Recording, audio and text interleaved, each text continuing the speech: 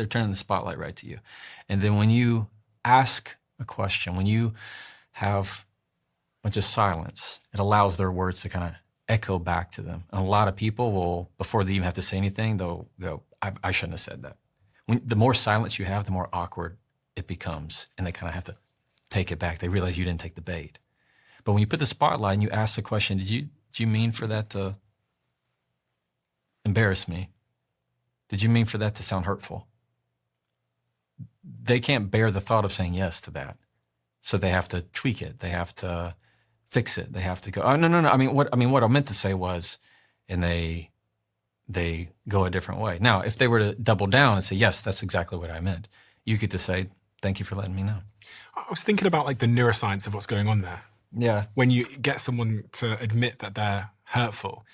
I remember interviewing some neuroscientists who talked about this idea of cognitive dissonance, which is where like we all have a perception of who we are. Mm-hmm. And I guess by what you're doing there, you're creating the cognitive dissonance, which is the cognitive mental discomfort, by making me kind of look in the mirror at who I just acted like. If I don't think I'm a hurtful person. If I say something super hurtful and then you ask me if I meant to be hurtful, you're immediately like speaking to my identity. Yes. And I'm not a hurtful person. Right. And that's causing the dissonance, which is the sort of the disparity between who I think I am and how I just behaved. Yes. And so I have to alleviate one of them. I have to make sense. Nobody believes they're on the side of bad. They always think they're on the side of good. So by you saying that to me, I immediately have to confirm right. that I am a person who's intent on hurting others. Yes. That's not at all what I wanted to do. I just wanted to gaslight you a little bit. I just want to cause you pain. Yeah. And so at that moment, it's what they're thinking and feeling is, I want you to hurt like I'm hurting. I want to feel the control, because I don't have a sense of control now. I'm feeling a certain way. I'm upset. So if I can make you upset, well, then I can feel better and more justified about how I'm feeling. And so some people will, especially the manipulative ones, they'll be upset, say something to make you upset, and then turn around and go, I don't know why you're so upset. I'm fine. I'm just fine. I don't know why you're so upset. And because they've just left you in it. Now all they've done is just pass it on to you. Like, I don't like this feeling, so now I'm going to give it to you, and I'm totally good. What are you talking about? I had a situation in a gym a long time ago where I was on a machine and a guy, he said that these machines were his, so he wanted to use them all. And he just came up to me, this was a long, long time ago, and he was so like out of pocket. Like you talked about being in the pocket, super emotional within like 15 seconds, this sort of slightly older gentleman, and basically like asked me if I wanted to have a fight.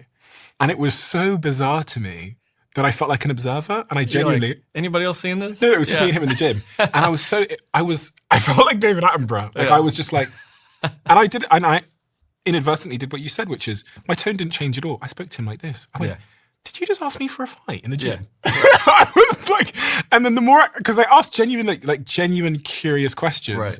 And it immediately disarmed him. Yes. I don't do that to strangers in the gym. I'm like, my tone was so low. Yeah, but that's what it is. It's, are you okay?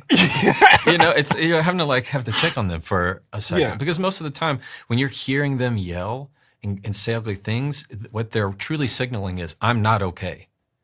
There's always something else that's going on. I've done it before where somebody said something hurtful, and I said, how did you expect me to respond to that? Or how were you wanting me to respond to that? Or how did you think I was going to respond?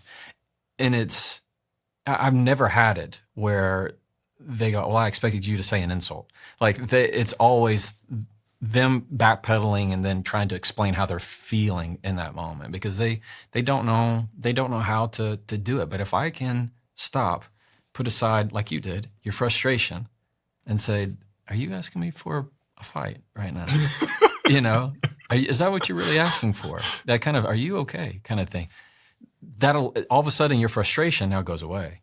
You've changed the frame completely. Absolutely. Because the frame they wanted was aggression. Maybe that's the language or the frame that they know as the way to solve problems. But yours was like, in that scenario, changed to curiosity, which was like, what? How did that? Yeah. Anytime you actually have a mindset of, instead of having something, don't have something to prove, have something to learn. Mm-hmm. And so in that moment, you could have easily tried to prove something. who do you think you're talking to? Do you know what you could have played that card. Instead, you actually got curious of what's going on here.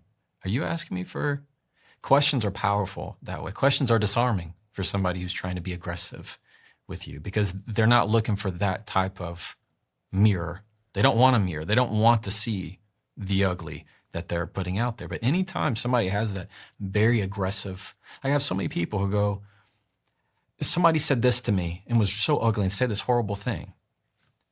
And they're looking for a quick comeback, which I can give it to them. But if they really care about the relationship, I say, okay, I assume they said it at normal volume. What's their need? Like, what are they really feeling? Because if you just respond to the reaction, you're not going to hear the end of it. And we all have triggers. Same. I definitely have mine. I can't say anything.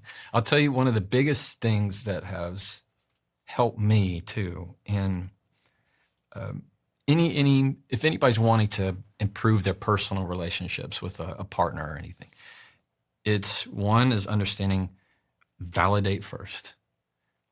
Frustration comes next. If I respond first with frustration, I'm going to lose every time. So it's validating. It's saying, of course you'd feel this way.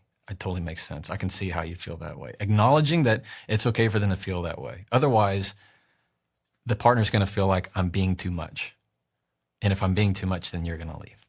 Right? It's the same sense of abandonment. So if I can hit that, you're not being too much. I have the capacity and I can be elastic in this relationship because I'm not going to be my best self all the time too. But if I can give you a safe space for you to be messy and me to be messy, then you're actually going to have that relationship. Number two, it's understanding that resets is your Uno wild card, asking for a reset.